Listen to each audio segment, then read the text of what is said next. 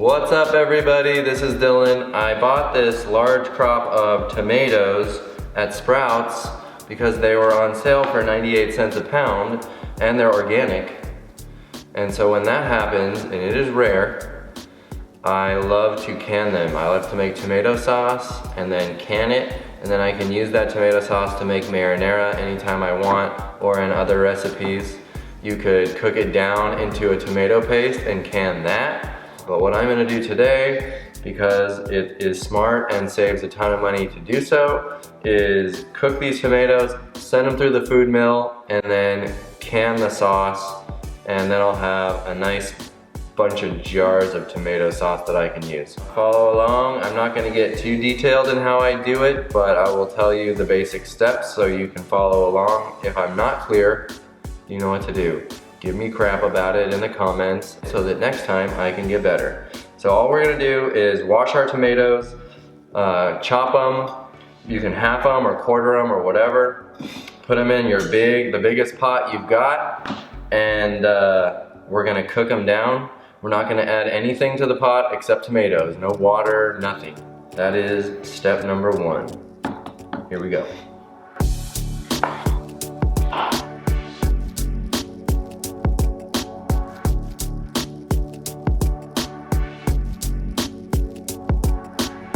The really cool people grow all their own tomatoes and have enough of a crop come in that they can do this with their tomatoes that they actually grew themselves.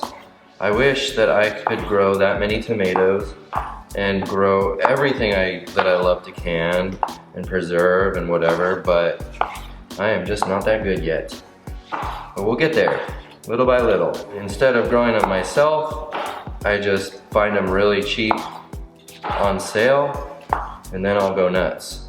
Making your own homemade marinara takes some time because you gotta cook the tomatoes, you gotta mill the tomatoes, then you gotta cook down the tomato sauce that you just milled through, and only then are you ready to actually make marinara.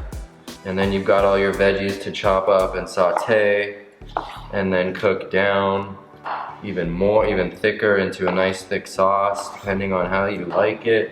So making your own marinara, well, it is pretty simple. It can take a lot of time.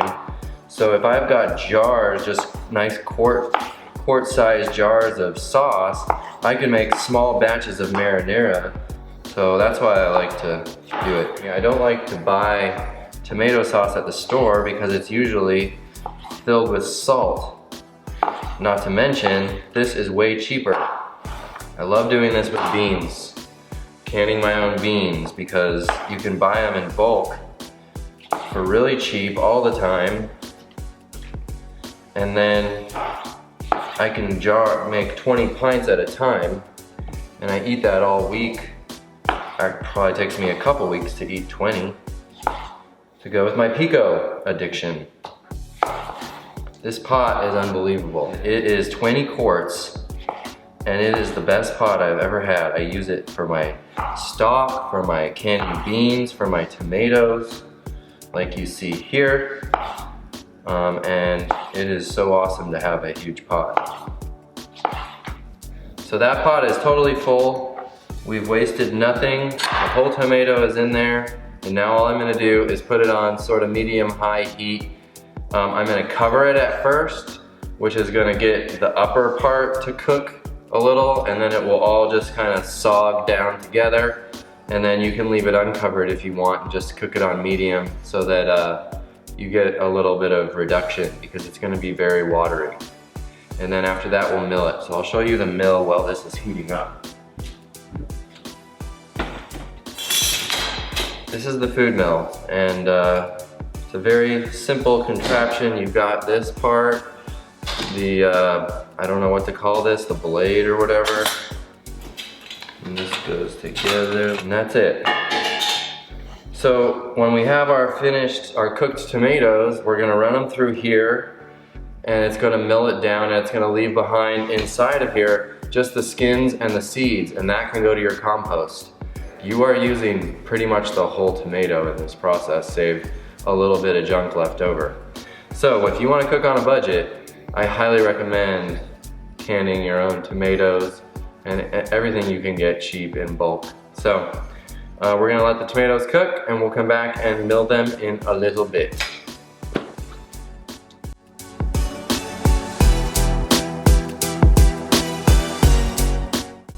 La la la la la la. Okay. It is rock and roll time.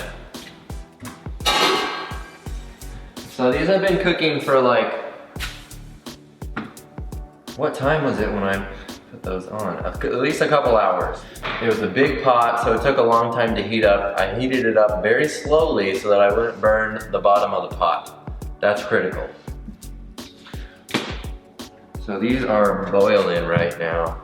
I got my food mill ready and I'm just gonna scoop in the tomatoes.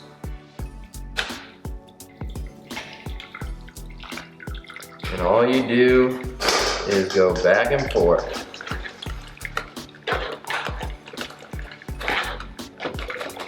This is how I cheat when I'm low on my steps.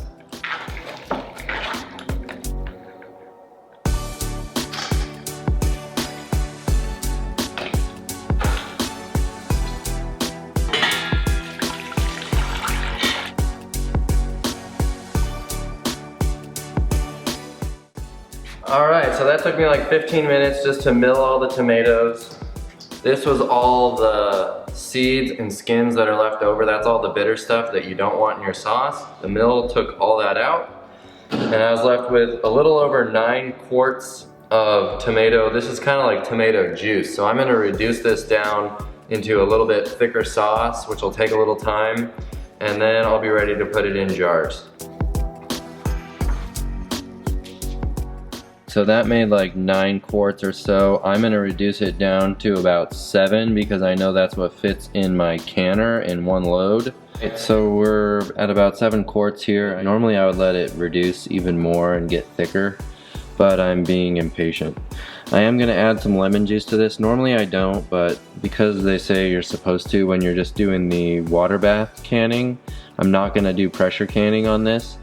You're supposed to add 2 tablespoons for every quart, and I've got 7 quarts, so that's 14 tablespoons.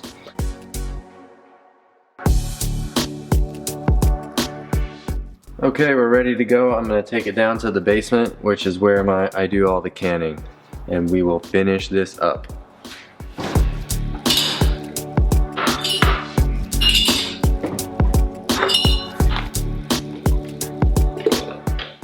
I normally let it get quite a lot thicker, you know, like a can of tomato sauce would be, but that's okay. This will reduce when I use it in a marinara. Alright, wipe the top, wipe the rim.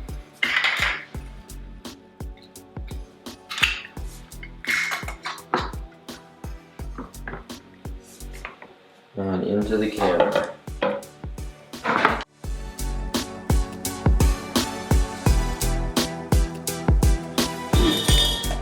Alright, so I did not fill the 7th jar all the way, so I'm not going to process it. I'm just going to throw it in the fridge and use it in the next couple of weeks.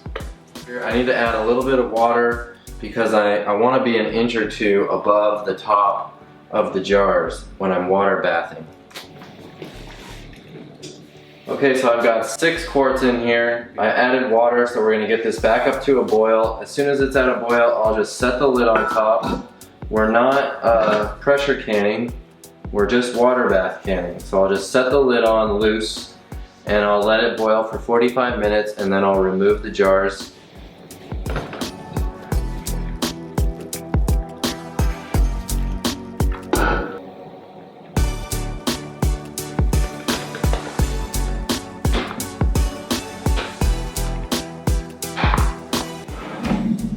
And that's it, just let them cool overnight and they're done.